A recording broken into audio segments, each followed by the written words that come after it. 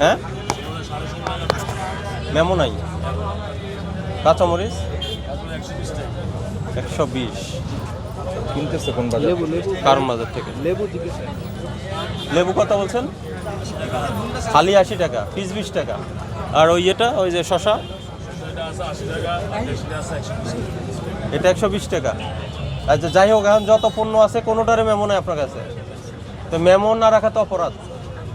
মূল্য তালিকাও নাই আপনার, মূল্য তালিকা নাই, মেমো নাই, দুইটাই অপরাধ। কত বেশি দামে বিক্রি করেন কারণ বাজার থেকে?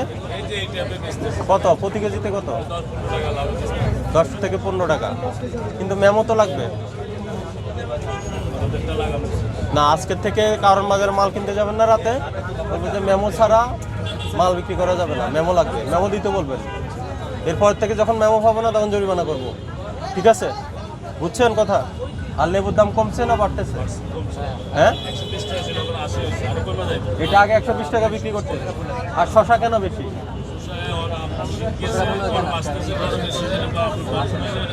এটা কি শীত গরমের সমস্যা নাকি রোজা চলে আসছে?